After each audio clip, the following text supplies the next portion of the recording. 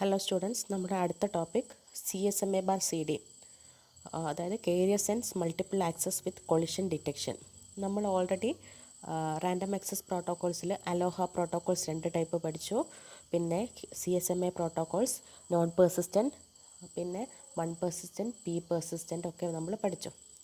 Okay, അപ്പം അലോഹയിൽ നിന്ന് വ്യത്യസ്തമായി CSMA ചെയ്യുന്നത് എന്താണ്?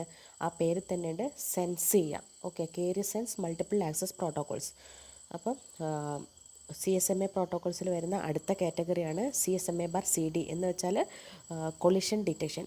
Carrier sense multiple access with collision detection. In this method, a station monitors the medium after it sends a frame to see if the transmission was successful.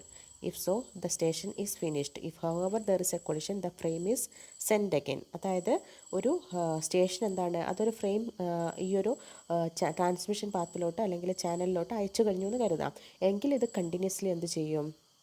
ഇത് monitor ചെയ്യും. അപ്പം എന്താണ്, ഇതിന് എന്തെങ്കിലും കൊളിഷനോ കാര്യങ്ങളോ ഒക്കെ ഒക്കുക ചെയ്യുകയാണെങ്കിൽ ഉടനെ അത് ഓപ്പറേഷൻ അബോർട്ട് ചെയ്തിട്ട് വൺസ് അഗെയിൻ എന്താണ്, അത് റീസെൻഡ് ചെയ്യും. ഓക്കെ, അതല്ല എന്താണ് സക്സസ്ഫുള്ളി ചെയ്യുകയാണെങ്കിൽ എന്താണ്, ഫ്രെയിം സക്സസ്ഫുള്ളി ചാനൽ വഴി അത് മൂവ് ചെയ്തിരിക്കും. Here, when uses CSMA/CD, the first bit is transmitted by the two stations involved in the collision. Although each station continues to send bits in the frame until it detects the collision, it is shown when the first bits collide. Station A and C are involved in the collision.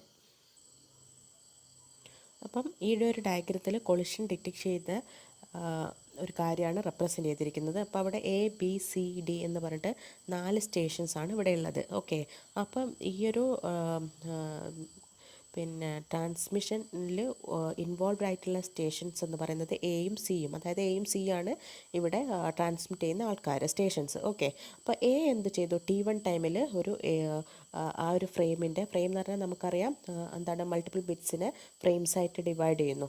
അപ്പോൾ എന്താണ്, ആ ഒരു particular ഫ്രെയിമിൽ first bit സ്റ്റേഷനിലോട്ട് transmit ചെയ്തു. Okay, അത് transmit ചെയ്ത് കഴിഞ്ഞു. പക്ഷേ എന്താണ്, BCD അവിടെ ഉണ്ട്, പക്ഷേ സിക്കും ട്രാൻസ്മിറ്റ് ചെയ്യാനുണ്ട്. പക്ഷേ എന്താണ്, ട്രാൻസ്മിറ്റ് ചെയ്തത് സെൻസ് ചെയ്തപ്പോൾ സിയുടെ സ്റ്റേഷനിൽ ആ ഒരു എന്താണ്, അത് സെൻസ് ചെയ്തില്ല ആ ഒരു സമയത്ത്. ഓക്കെ, എല്ലാവരും സെയിം ചാനലാണ് യൂട്ടിലൈസ് ചെയ്യുന്നതെങ്കിലും ട്രാൻസ്മിറ്റ് ചെയ്ത് കഴിഞ്ഞു എങ്കിലും അത് അന്നേരം അത് സെൻസ് ചെയ്യുന്നില്ല.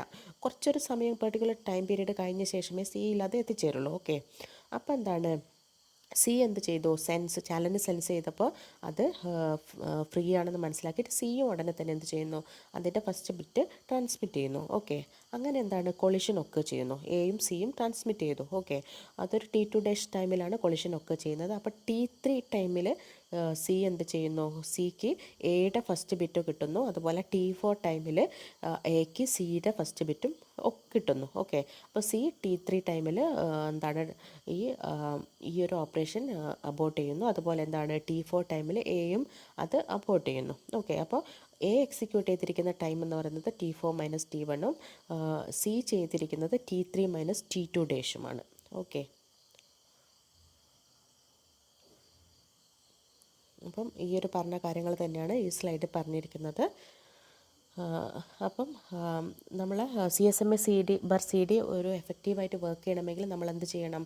ആദ്യമേ തന്നെ ഫ്രെയിം സൈസ് റെസ്ട്രിക്റ്റ് ചെയ്യണം. ഓക്കെ, അതായത് ഒരു ഫ്രെയിമിൻ്റെ ലാസ്റ്റ് ബിറ്റ് സെൻഡ് ചെയ്യുന്ന സമയത്തും, അതായത് ഇപ്പോൾ സപ്പോസ് 8 ബിറ്റുള്ളൊരു ഫ്രെയിം ആണെങ്കിൽ 7 സക്സസ്ഫുള്ളി ട്രാൻസ്മിറ്റ് ചെയ്തു, 8ാമത്തേതിലാണ് കൊളിഷനൊക്കെ ചെയ്യുന്നതെങ്കിൽ എങ്കിലും എന്താണ്, അവിടെ വെച്ച് ട്രാൻസ്മിഷൻ അബോർട്ട് ചെയ്യും. ഓക്കെ, അപ്പോൾ വൺസ് അഗെയിൻ റീസെൻഡ് ചെയ്യണം. അപ്പോൾ എന്താണ്, ഫ്രെയിം സൈസ് ലിമിറ്റ് ചെയ്യുക. പിന്നെ എന്താണ്, ഒരിക്കലും ഒരു ഫ്രെയിം അയച്ചു കഴിഞ്ഞാൽ പിന്നെ എന്താണ്, അതിൻ്റെ കോപ്പിയൊന്നും വെക്കാത്തത് കൊണ്ട് തന്നെ എന്താണ്, അതുകൊണ്ട് തന്നെയാണ് ഇങ്ങനൊരു കാര്യം ഫ്രെയിം സൈസ് റെസ്ട്രിക്റ്റ് ചെയ്യാമെന്ന് പറയാൻ കാരണം. ഓക്കെ, പിന്നെ ഈ ഒരു frame transmission time TFR. Okay, അതെന്ത് ചെയ്യുക, അത് പ്രൊപ്പഗേഷൻ ടൈം TPയുടെ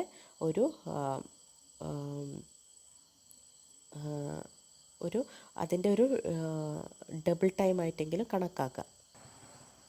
പിന്നെ ത്രൂപുട്ട് പറയുകയാണെങ്കിൽ CSMA/CD പ്രോട്ടോക്കോളിൻ്റെ ത്രൂപുട്ട് എന്ന് പറയുന്നത് അലോഹ പ്രോട്ടോക്കോൾ സ്ലോട്ടഡ് ആൻഡ് പ്യുവറിനെ അപേക്ഷിച്ച് എന്താണ്, വാല്യൂ കൂടുതലാണ്. ഓക്കെ, അതായത് ജിയുടെ വാല്യൂ എന്താണ്, the maximum throughput occurs at a different value of g and is based on the persistence method and the value of p in the p persistent approach. Okay, അതായത് persistence മെത്തേഡിൻ്റെ അതുപോലെ തന്നെ persistent അപ്രോച്ചിലെ പിയുടെ value അനുസരിച്ചിട്ട് maximum throughput ഒക്കെ ചെയ്യുന്നുണ്ടെന്നാണ് പറയുന്നത്. Okay, അപ്പം ജിയുടെ value 1 ആകുന്ന കേസിൽ എന്താണ്, 1 പെർസിസ്റ്റൻറ്റ് മെത്തേഡിൻ്റെ മാക്സിമം ത്രൂപുട്ട് എന്ന് പറയുന്നത് 50% വരെയാണ്. ഓക്കെ, അതുപോലെ നോൺ പെർസിസ്റ്റൻറ്റ് മെത്തേഡിൽ ജിയുടെ വാല്യൂ 3 to 8 3 to 8 ആവുന്ന കേസിൽ maximum throughput can be up to 90%. Okay, അപ്പോൾ CSMA പ്രോട്ടോകോൾസിൽ അടുത്ത ടൈപ്പാണ് ഏത് CSMA bar CA, carrier sense multiple access with collision avoidance. Okay, ഇത് കൂടുതൽ യൂസ് ചെയ്യുന്നത് ഈ ഒരു പ്രോട്ടോക്കോൾ വയർലെസ് നെറ്റ്വർക്ക്സിലാണ് യൂസ് ചെയ്യുന്നത്. ഓക്കെ, അതായത് വയർലെസ് നെറ്റ്വർക്ക്സിലെ കൊളിഷൻസ് അവോയ്ഡ് ചെയ്യാൻ വേണ്ടിയിട്ടാണ് യൂസ് ചെയ്യുന്നത്. ഓക്കെ, അപ്പം CSMA bar CAക്ക് 3 സ്ട്രാറ്റജീസാണുള്ളത്. ആ 3 സ്ട്രാറ്റജി ബേസ് ചെയ്തിട്ടാണ് കൊളിഷൻസ് അവോയ്ഡ് ചെയ്യുന്നത്, വയർലെസ് നെറ്റ്വർക്കിലൊക്കെ കൊളിഷൻസ് അവോയ്ഡ് ചെയ്യുന്നത്. ആ 3 സ്ട്രാറ്റജീസാണ് interframe space, contention window and acknowledgements. ഇത് CSMA പ്രോട്ടോകോൾസും അലോഹ പ്രോട്ടോകോൾസും എല്ലാം തന്നെ ഇമ്പോർട്ടൻ്റ് ആണ്. എല്ലാം വിത്ത് എക്സാമ്പിൾ പഠിക്കുക കേട്ടോ. അപ്പോൾ അതിൽ ഫസ്റ്റ് സ്ട്രാറ്റജിയാണ് IFS, interframe space. Okay, first, collisions are avoided by differing transmission even if the channel is found idle. When an idle channel is found, the station does not send immediately. It waits for a period of time called the interframe space or IFS. Okay, അതായത് എന്താണ് നമ്മൾ പറഞ്ഞു, ഇവിടെ എല്ലാം shared ചാനലാണ് different stations use ചെയ്യുന്നത്. അപ്പോൾ ഒരു സ്റ്റേഷൻ എന്താണ് ചാനൽ സെൻസ് ചെയ്യുന്നു, അത് ഐഡിയലായിട്ട് കണ്ടു എന്ന് കരുതാം. ഉടനെ തന്നെ അത് എന്ത് ചെയ്യില്ല, ട്രാൻസ്മിറ്റ് ചെയ്യില്ല. പകരം എന്താണ്, ഒരു ഐഡിയൽ ചാനൽ കണ്ടാൽ അത് ഒരു പീരിയഡ് ഓഫ് ടൈം എന്ത് ചെയ്യും, അത് വെയിറ്റ് ചെയ്യും. ആ ഒരു പീരിയഡ് ഓഫ് ടൈമിനെ പറയുന്ന പേരാണ് ഇൻ്റർഫ്രെയിം സ്പേസ്. ഓക്കെ, അപ്പം എന്തായിരിക്കും അത് ആക്ച്വലി ഐഡിയലാവാൻ കാരണം, ആ ഒരു ചാനൽ ഇപ്പോൾ suppose ABCD 3 സ്റ്റേഷനാണുള്ളത്. C already transmit ചെയ്തു, A സെൻസ് ചെയ്തപ്പോൾ എന്താണ് ചാനലിൽ മറ്റ് ബിറ്റ്സ് ഒന്നും കാണുന്നില്ല.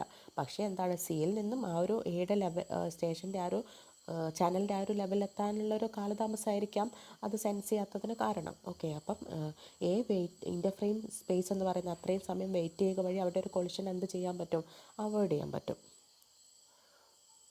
പിന്നെ ഈ ഒരു if after the IFS time if the channel is still idle, the station can send, but it still needs to wait a time equal to the condension time. Okay, അപ്പോൾ എന്താണ് IFS ടൈം കഴിഞ്ഞിട്ടും channel idle ആണെങ്കിൽ എന്താണ് station എന്താണ് send ചെയ്യാം. പക്ഷേ എന്താണ് contention ടൈമിൽ അത്രയും ഒന്നുകൂടെ വെയിറ്റ് ചെയ്യുന്നത് എന്താണ്, it still needs to wait. The IFS variable can also be used to prioritize stations or frame types. For example, a station that is assigned a shorter IFS has a higher priority. ഇതൊരു one word important question ആണ് കേട്ടോ. അതായത് shorter IFS ഉള്ള station എന്താണ് priority കൂടുതലായിരിക്കും. അടുത്ത strategy CSMA bar CAയുടെ അടുത്ത സ്ട്രാറ്റജിയാണ് contention window. അതായത് ടൈം എന്ത് ചെയ്യുന്നു, ഇവിടെ ഡിഫറെൻറ്റ് സ്ലോട്ട്സ് ആയിട്ട് ഡിവൈഡ് ചെയ്യുന്നു. അപ്പോൾ എന്താണ്, a station that is ready to send chooses a random number of slots as its wait time.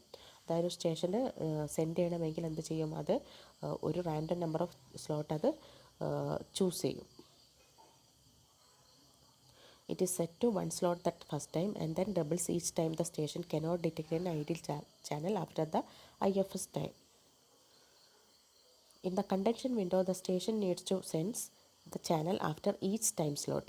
Okay, അതായത് ഓരോ ടൈം സ്ലോട്ട് കഴിഞ്ഞാൽ എന്താണ് ഈ സ്റ്റേഷൻ ചാനൽ സെൻസ് ചെയ്യുന്നു. However if the station finds the channel busy it does not restart the process. പക്ഷേ എങ്കിലും എന്താണ് channel ബിസിയായി കണ്ടാൽ എന്താണ് ഈ ഒരു പ്രോസസ്സ് ഉടനെ തന്നെ റീസ്റ്റാർട്ട് ചെയ്യില്ല. അത് എന്ത് ചെയ്യും, ടൈമർ സ്റ്റോപ്പ് ചെയ്യും. അതിനുശേഷം എന്താണ് എപ്പോഴാണോ ചാനൽ ഐഡിയലായിട്ട് സെൻസ് ചെയ്യുന്നത് അതിനുശേഷം ടൈമർ സ്റ്റാർട്ട് ചെയ്യും. And the final strategy of CSMA bar CA is acknowledgement. With all these precautions, there still may be a collision, resulting in destroyed data. In addition, the data may be corrupted during the transmission.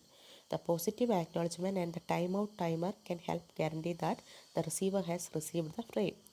Okay, അതായത് positive acknowledgement അതുപോലെ തന്നെ time out timer എന്താണ് receiver frame receive ചെയ്തു എന്നുള്ളത് ensure ചെയ്യുന്നതാണ് കാര്യം. Okay, note that the channel needs to be sensed before and after the IFS. Okay, അതായത് IFSൻ്റെ മുൻപേ ശേഷം എന്താണ് ചാനൽ എപ്പോഴും സെൻസ് ചെയ്യുക. The channel also needs to be sensed during the contention time. For each time slot of the contention window, the channel is sensed. If it is found idle, the timer continues. If the channel is found busy, the timer is stopped and continues after the timer becomes idle again. CSMA bar CA and wireless networks. CSMA bar CA was mostly intended for use in wireless networks. Okay, അപ്പോൾ അത്രയാണ് CSMA bar CA പ്രോട്ടോക്കോളിനെ പറ്റി പറയാനുള്ളത്. ഇനി അടുത്തത് controlled access protocols ആണ് ഉള്ളത്. Controlled access പ്രോട്ടോക്കോൾസിൽ നിങ്ങൾക്ക് polling എന്ന് പറഞ്ഞിട്ടൊരു പ്രോട്ടോക്കോളാണ് നിങ്ങൾക്ക് പഠിക്കാനുള്ളത്. ഓക്കെ, അപ്പം കൺട്രോൾഡ് ആക്സസിൽ എന്താണ് ചെയ്യുന്നത്, ഒരു സ്റ്റേഷൻ എന്താണ് മറ്റു സ്റ്റേഷനും ഒരു അതോറിറ്റി ഉണ്ടാവും അയക്കാൻ, പാക്കറ്റ് ട്രാൻസ്മിറ്റ് ചെയ്യാൻ വേണ്ടിയിട്ടുള്ള. അപ്പം മറ്റു സ്റ്റേഷനായിട്ട് കൺസൾട്ട് ചെയ്ത് ആ ഒരു അതോറിറ്റി കിട്ടിയ ശേഷം മാത്രമേ എന്ത് ചെയ്യുള്ളൂ, കൺട്രോൾഡ് ആക്സസിൽ ഇത്തരം സ്റ്റേഷൻസ് ട്രാൻസ്മിറ്റ് ചെയ്യുള്ളൂ. The station consult one another to find which station has the right to send. The popular controlled access methods. ഏതൊക്കെയാണ് പോപ്പുലർ കൺട്രോൾഡ് ആക്സസ് മെത്തേഡ്സ്? അതിലൊന്നാണ് റിസർവേഷൻ, മറ്റത് പോളിംഗ്. ഓക്കെ, അപ്പോൾ പോളിംഗ് ആണ് നമുക്ക് പഠിക്കാനുള്ള. റിസർവേഷൻ എന്ന് പറയുന്നത് സാധാരണ എന്ത് ചെയ്യുക, ഒരു സ്റ്റേഷൻ ഒരു റിസർവ് ചെയ്ത് വെക്കുക. ഡാറ്റ സെൻഡ് ചെയ്യുന്നതിന് മുന്നേ എന്ത് ചെയ്യുക, ഒരു റിസർവ് ചെയ്യും. എന്നിട്ട് എന്താണ്, time is divided into intervals. In each interval a reservation frame proceeds the data frame send in that interval. അടുത്താണ് പോളിംഗ്.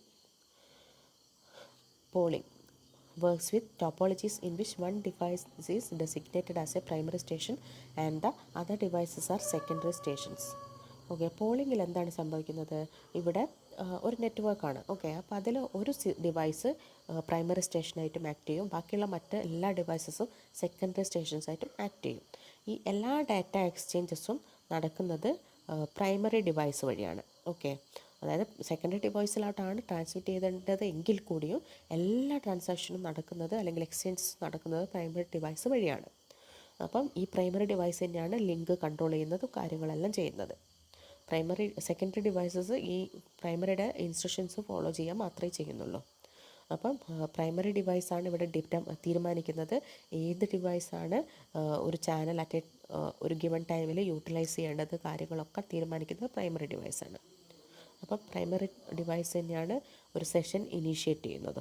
ഓക്കെ, അപ്പോൾ ഈ പോളിംഗ് എന്ന് പറഞ്ഞ മെത്തേഡിൽ രണ്ട് ഫങ്ഷൻസ് ഉണ്ട്, പോൾ ഫങ്ഷൻസും അതുപോലെ തന്നെ സെലക്ട് ഫങ്ഷൻസും. അപ്പം പ്രൈമറിക്ക് എന്ത് ചെയ്യണം, ഡാറ്റ റിസീവ് ചെയ്യണമെന്ന് കരുതാം. ഓക്കെ, അപ്പോൾ എന്ത് ചെയ്യും, അത് ഓരോ സെക്കൻഡറി ഡിവൈസായിട്ട് ഡോടും 1 by 1 ആയിട്ട് ചോദിക്കും അവർക്ക് എന്തെങ്കിലും സെൻഡ് ചെയ്യാനുണ്ടോ എന്നുള്ളത്. ഓക്കെ, അപ്പോൾ അങ്ങനെ ചോദിക്കുന്നതിന് പറയുന്ന പേരാണ് പോൾ ഫങ്ഷൻ. ഓക്കെ, അതായത് if the primary wants to receive the data it asks the secondaries whether they have anything to send to the primary. That is called poll function. അതല്ല എന്താണ്, പ്രൈമറിക്ക് എന്ത് ചെയ്യണം, സെക്കൻഡറിയിലോട്ട് ഡാറ്റാസ് സെൻഡ് ചെയ്യണമെന്ന് കരുതുക, ഡയറക്റ്റായിട്ട് സെക്കൻഡറിക്ക് data അയച്ചു കൊടുക്കണം. അങ്ങനെയാണെങ്കിൽ എന്ത് പറയും, അത് സെക്കൻഡറിക്ക് ഒരു മെസ്സേജ് അയക്കും to get ready to receive the data. Okay, അപ്പോൾ അതിന് പറയുന്ന പേരാണ് സെലക്ട് ഫങ്ഷൻ. ഓക്കെ, അപ്പോൾ പോളിങ്ങിൽ രണ്ട് ഫങ്ഷനാണ്, പോൾ ഫങ്ഷനും സെലക്ട് ഫങ്ഷനും. Select function is used whenever the primary device has something to send. Okay, remember that the primary controls the link. If the primary is neither sending nor receiving, it knows the link is available. Okay, ബാക്കിയുള്ളതെല്ലാം നമ്മൾ പറഞ്ഞത് തന്നെയാണ്. Okay, അപ്പം actual data send ചെയ്യുന്നതിന് മുന്നേ എന്ത് ചെയ്യും, primary ഒരു സെൽ ഡാറ്റ ക്രിയേറ്റ് ചെയ്യും, എന്നിട്ട് ആ സെൽ ഡാറ്റ എന്ത് ചെയ്യും, ട്രാൻസ്മിറ്റ് ചെയ്യും. ഓക്കെ, അപ്പോൾ ആ ഒരു സെൽ ഡാറ്റയുടെ ഒരു ഫീൽഡ് എന്ന് പറയുന്നത് ഇൻറ്റൻറ്റഡ് സെക്കൻഡറി ഡിവൈസിൻ്റെ അഡ്രസ്സ് ആയിരിക്കും. Poll function it is used by the primary device to solicit transmissions from the secondary devices. When the primary is ready to receive data, it must ask each device in turn if it has anything to send. When the first secondary is approached, it responds either with a NAC frame. അതായത് Paul function എന്ന് പറയുമ്പോൾ എന്താണ്, അത് ഓരോ ഡിവൈസിനോട് ചോദിക്കും എന്തെങ്കിലും പ്രൈമറിക്ക് എന്താണ് അയക്കാനുണ്ടോ ഇല്ലയോ എന്നുള്ളത്. അപ്പോൾ എന്താണ്, ഫസ്റ്റ് സെക്കൻഡറിനോട് ആദ്യം ചോദിക്കും. അപ്പോൾ ഫസ്റ്റ് സെക്കൻഡറിക്ക് എന്തെങ്കിലും ഒന്നും അയക്കാനില്ലെങ്കിൽ അതൊരു NAK ഫ്രെയിം തിരിച്ചയച്ചു കൊടുക്കും, നെഗറ്റീവ് അക്നോളജ്മെൻറ്റ്. ഓക്കെ, അപ്പോൾ എന്താണ് NAK ഫ്രെയിം വരുമ്പോൾ അത് നെക്സ്റ്റ് സെക്കൻഡറി ഫ്രെയിമിനോട് ആണ് അത് ചോദിക്കുക, whether they have anything to send. Okay, അതല്ല ഫസ്റ്റ് സെക്കൻഡറിക്ക് എന്താണ് സംതിങ് ഡാറ്റ സെൻഡ് ചെയ്യാനുണ്ടെങ്കിൽ അതെന്ത് ചെയ്യും, ഒരു പോസിറ്റീവ് ഡാറ്റ ഫ്രെയിം റിപ്ലൈ ചെയ്യും. ഓക്കെ,